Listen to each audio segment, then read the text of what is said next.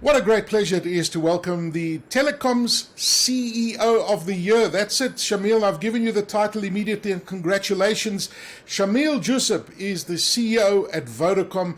Shameel, firstly, how are you doing? It's really great to see you again, and best wishes for the new year. Thank you, Aki, and to you too. And thank you to MyBroadband for the award. Honestly, very humbling. Well, listen, you certainly have been very deserving of this award. You've been in the business for a long time. You've seen so many things in your line of business, and you've managed different networks across the globe. What does it mean to you to win this title of Telecoms CEO of the Year, Shameel? It's very humbling, and of course, I mean it's a nice reflection. What's it now? 29 years next month. At the end of this month. And also I think a very nice accolade for not just me, but for the team, for the company, and for the team. That's amazing stuff. You say 29 years at Vodacom, has it been? Yeah, 29 years with Vodafone, yeah.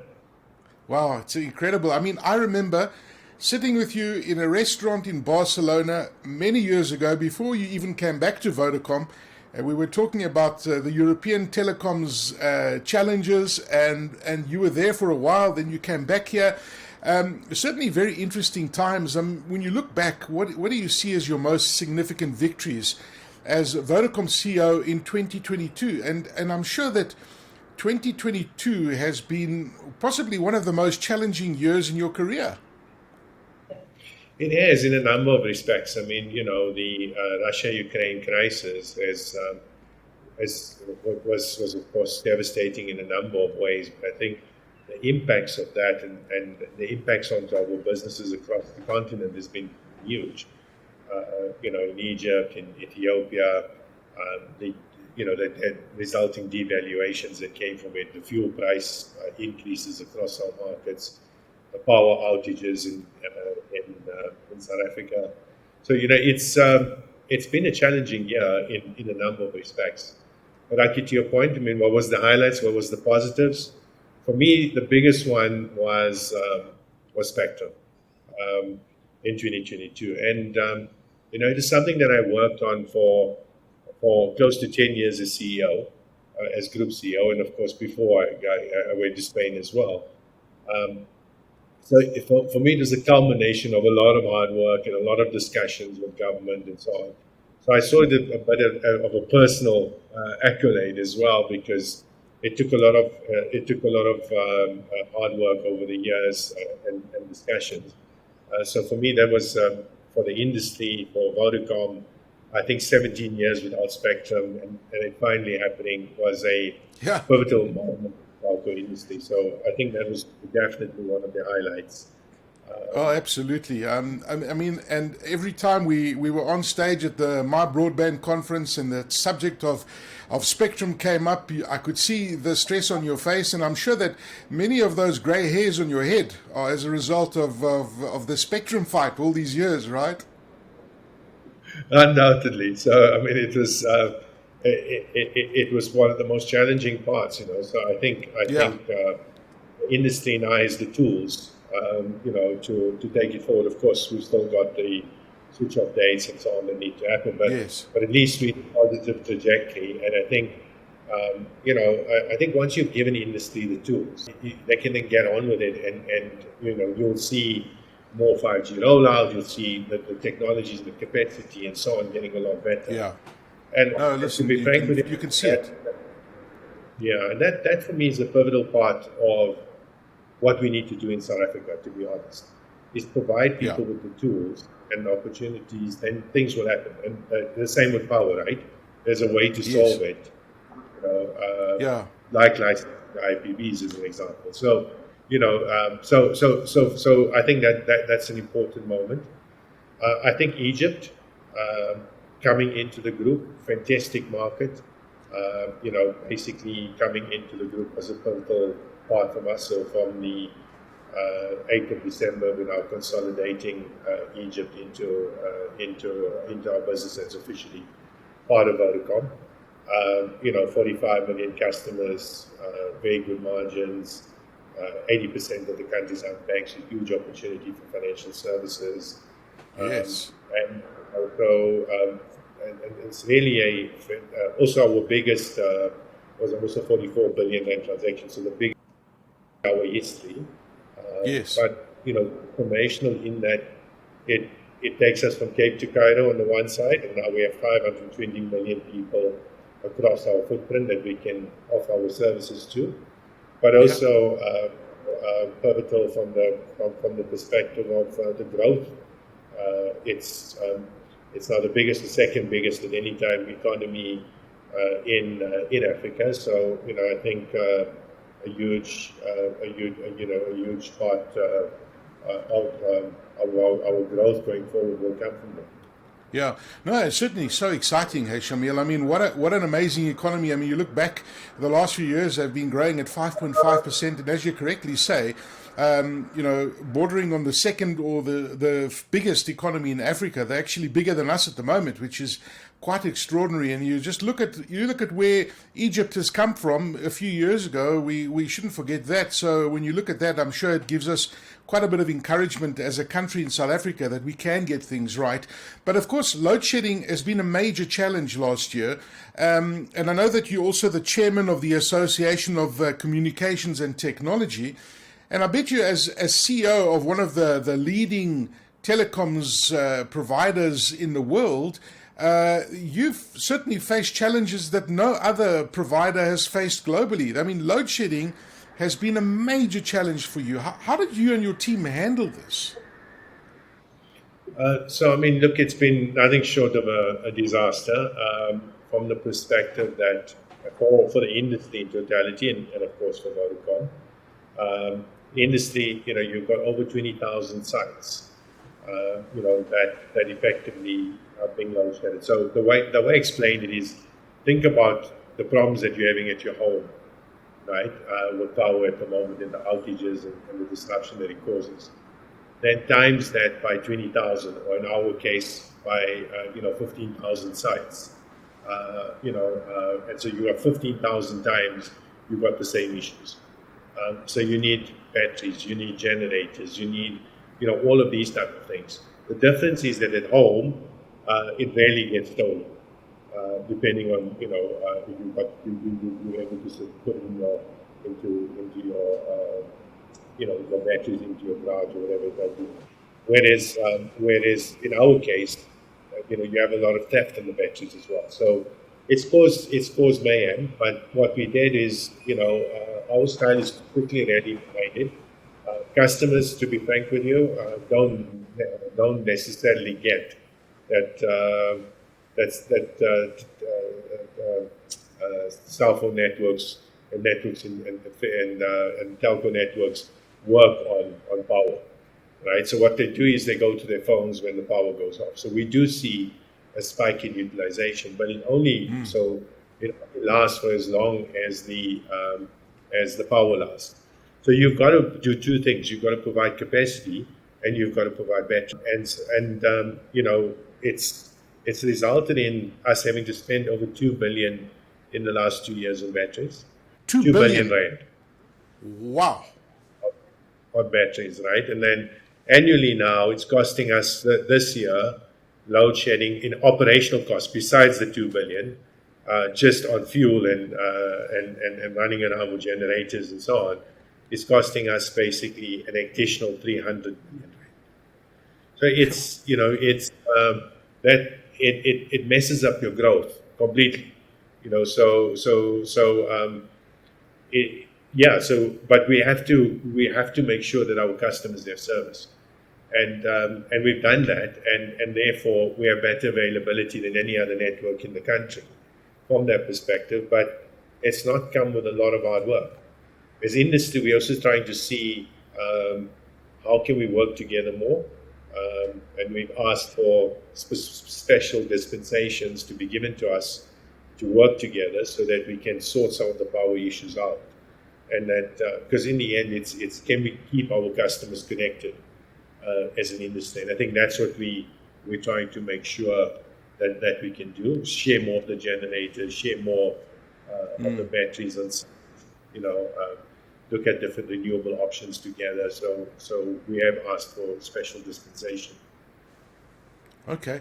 Well, listen, I hope you get it because, I mean, aside from your business and the profitability of your business, it's a critical part of the economy. And you look at some of the costs to the economy that it's costing us something like R1 billion a day in lost revenues. And, when people can't communicate and they don't have access to the internet, you can't do business, you can't work.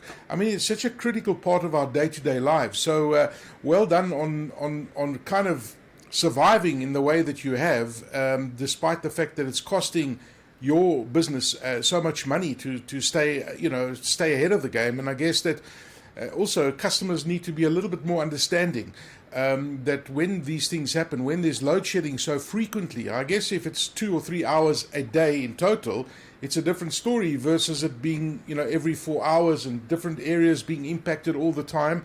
It's really impacting all of us in a negative way. But coming back to what we were talking about, the spectrum, Shameel, 2022 was what a year for what a win, right? I mean, let's take the load shedding aside, but the spectrum was a fantastic win for the telecoms industry. The auction of this high value spectrum happened, and it's benefited your Vodacom customers immensely, and I guess it will continue to do so moving forward. Have you used up everything, the full amount of the spectrum? What are you planning to do with the spectrum going forward? I know you've already opened up quite a bit of the bandwidth, but what are you going to do now, this year, with that spectrum?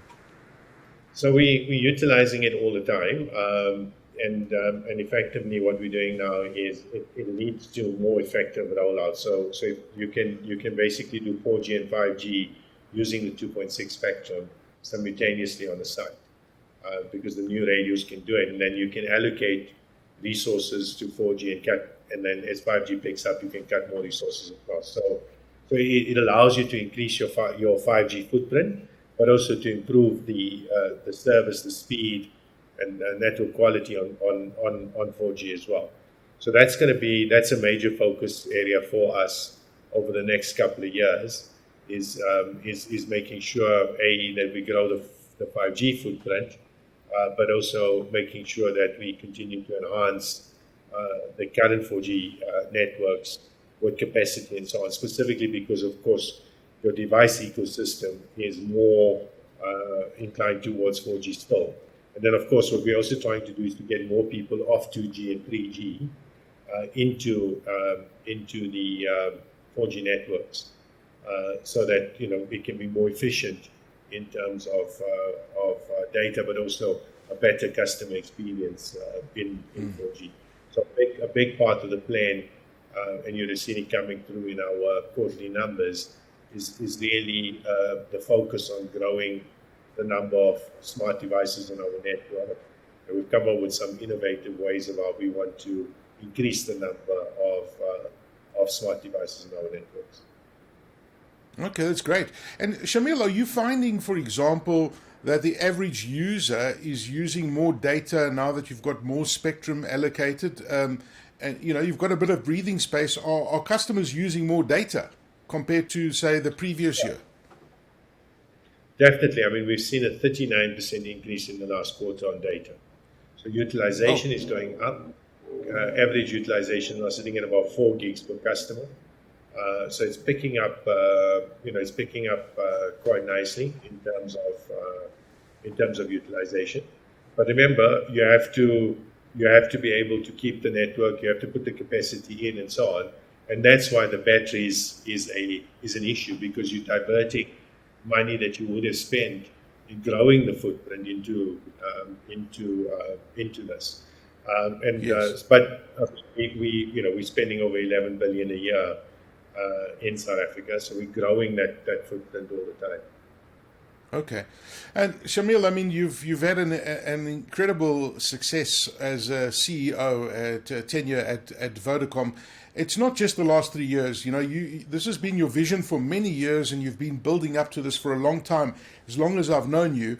Looking at your successful 2022, despite the difficult trading conditions, 2023 looks tough. As your capacity as Vodacom CEO, what are your goals for 2023 as Vodacom CEO? Well, I think it's a couple of fold, and let me start off first with our purpose goals. I think one, and which is most important for us, first and foremost, it's to increase our coverage. So we've come up with innovative ways of how we can increase rural coverage in every country that we operate. And so that will be implemented this year. So that's a big project for us. And it's done we bring on partners to help us with it. And we're doing the same in fiber. So we'll be partnering with CIVH going into Africa and building our fiber networks in all the markets that we operate in. And because we exist to connect people. Also, the trials that we're doing at AST, where we're beaming satellite down from space, I think is also beaming signal down from space is going to be really, really important for us. So it's delivering on that part of it. Secondly, it's the using making sure that our purpose part of the different work that we do in each of the countries from a purpose perspective, in the schools that we build, and the difference that we're making in education, all the way from building schools in countries to desks, to the teacher training centers that we have in South Africa. That's a big focus area for us. And of course, now with the social obligations coming in, connecting more of those schools, I think is critical for us going forward. Then, of course, driving, and then our technology platforms for good. So, so for example, during COVID, our platform was used for, I don't think most people know this, but the entire COVID was managed through our platform. From a end-to-end perspective,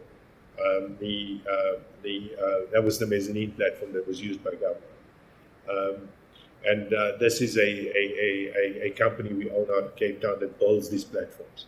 Now we're going to be using that platform for malaria going forward. So, those type of initiatives. But the same company also has farming platforms. So today we have 1.5 million farmers in what we call connected farmer. Food security is a big issue going forward. So what we're trying to do is to increase the yield of crop, and also subsistence farming and so on. So and we have a big part of the 1.5 million, almost 50% of it's female farmers. So effectively, what we're doing is driving that through all our countries, and we do precision farming for big farms. So we have 6,500 commercial farms, and then we do for small farmers. We help them take out the middleman, get fertilizer subsidies, get access to finance, and the equipment they need, and improve the yield of their product, and use satellite imaging, all kinds of things through this platform. Maybe something for you to come and have a look at. I've given you that you can see, and then of course growing our IoT.next platform.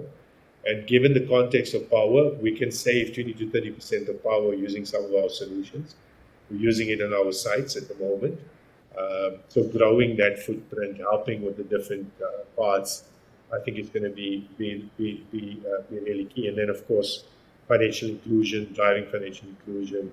For us, we now have 72 million customers buying a financial service product for us. We now move $1 billion a day, so $366 billion a month through our web-based and VodaPay platforms across the continent. And it's become, so it's a big part of what we do now, and we want to grow that in each country. And then, of course, from a priority perspective, Ethiopia, which we've launched recently, growing that footprint is also very important. Integrating Egypt in the group, and then, of course, delivering on our growth. We bought spectrum in multiple countries. And now we need to roll out the networks and so on into our different countries. So Those are just some of the priorities. And then, of course, it's going to be dealing, I think it's going to be a power year, is, what I'm Yes. saying to our staff. A power year from the perspective that it's going to be about, how you manage the power, how you keep your customers up. I think that's going to be our number one priority in South Africa this year. Wow, Shameel, that's quite a lot you got on your plate, and I'll take you up on the farming story. I mean, that's for me is quite extraordinary how technology is making such a difference across every single platform. I mean, who would have thought so many years ago you and I would be talking about you making a difference in food security globally as a telecom CEO? And for me, that extraordinary number, $1 billion a day, you're moving through mobile money transactions across your network, and that's quite an extraordinary number. But as CEO of one of the biggest companies in the country, and I know you engage with government quite a bit, do you remain optimistic with all the challenges that we've got? Will we find eventually, and will load shedding be a thing of the past, as some of the ministers are saying? We do have many challenges in this country, but you do remain optimistic. Yeah, always optimistic and passionate about South Africa. But I think the reality is that we have to take some firm decisions. And part of it, I mean, we're trying to help with Eskom as an example. We have a pilot that we're busy with, where effectively the idea is that it could become a reference for all the other telcos. The other telcos have already agreed to come on if it works. Essentially, what it is that we sign up with the IPPs. We sign 15-year deals and so on. We contribute the power to the grid. And then other corporates can do the same. But it then gets wheeled to the sites. Or it won't sort of a load shedding issue, but it will help us to go to green, but also alleviate some of the pressures on Eskom, which will then improve load shedding, which will then improve our availability at sites. Because we have 15,000 sites, self-generation is more difficult, which we are doing, and we're trying to win power, solar, all of these type of things. But if we need to accelerate the IPPs, either directly into Eskom or through this mechanism, and give Eskom a chance to fix itself. But we need to fix the South Africa part first, and that would be my part. I think if we license the IPPs or get Eskom to if we don't want to go that route, but at least that we can make it faster and quicker for Eskom to sign up these IPPs, alleviate the pressure, and then because remember it's more also with coal being stolen, all of these type of things. The renewables give you a they're not as you don't have to truck the renewables. Let me put it that way. So you can help save to save on some of the issues, and I think that will alleviate the pressure. And then it gives us a chance, gives Eskom a chance to fix itself. I think the power needs will always be there, so I'm encouraged, but I think government has to be firm on making it happen, okay. Or allowing us, like they did with Spectrum, allowing us to make it happen. Yeah. In other words, for you to generate your own power to supply, your base stations and wherever else you need power. And I think that you do that very well as a business. And if you are given that, authority to do so, I think you could make a big difference, take a lot of pressure off Eskom.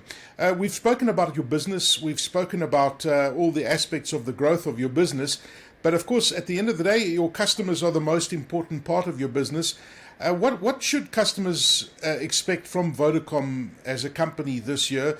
I imagine the first thing that they would say is, keep the price of data coming down and cheaper handsets, but that's of course not always the real thing. An interesting observation, while I'm asking you this question, I was just in the US recently for the Consumer Electronics Show, and I noticed that the SIM card is history. You know, everything is now eSIM, and I'm sure that we're approaching that way with regards to mobile devices in the future. So, what are your customers going to expect from Vodacom this year? Yeah, I think a few things. First and foremost, I would say that we try and keep the networks up and continue to improve the network availability. I would also say to customers to be patient with the telcos. We're doing everything possible to improve the service, but it is a very challenging environment. So that's the first part. The second thing I would say is that you'll see better capacity, more 5G coverage. What we're trying to push for, and hopefully we can complete it this year, is more rural coverage, so that we're connecting the unconnected. I think more from a purpose perspective, expanding our capabilities in our super app with cash in, cash out, and also more use cases and so on coming into the marketplaces and so on. I think so those are some of the things, and I think also more innovative products. I mean, we will try and make devices cheaper, exchange rate permitting, but also create different payment options for customers so that we can put more 4G devices into people's hands, and then fundamentally improving customer service as well. So that's a big focus area for us. We want to make sure that we stand out more from a customer experience perspective. Fantastic. And eSIM, what's your roadmap on eSIM in South Africa? I know that you have it already on your network. Is there a chance that eSIM might be coming as a prepaid option for data customers, for example? What's your strategy with eSIM? Yeah, so we'll have the full eSIM available. There'll be some that are launching in the coming weeks, and then increased functionality over the next couple of months. So, but it will be there. We will have eSIM, and customers will be able to seamlessly use eSIM as well. Fantastic. Shameel, it's so good to chat to you again. Always good to catch up with you. I always love asking you this question. What are you currently using? What device are you currently using? I bet you're probably using the latest iPhone and a Galaxy S23, the newly launched device. What are you using at the moment? I still haven't changed, to be honest with you. I still need to change to the new iPhone and the new... I normally carry the latest iPhone and the latest Android. But I honestly just haven't had the time to move everything across. Hang on. Let me just ask this question. Is the CEO of Vodacom using an iPhone 13 and a Samsung Galaxy S22? Did I hear that correctly? Yeah. I still need I need to move it. I think it's here in the box. I'm just gonna get the guys to give them a chance to come and do it. Well, listen, that just goes to show how busy you are, but well done again on winning this award as the Telecoms CEO of the Year, Mr. Shameel Joosub, CEO of Vodacom. It's always good to catch up with you, Shameel, and thank you for your time, and congratulations once again, and well done on running a superb operation at Vodacom. Thank you, Aki. Thank you very much. All the best.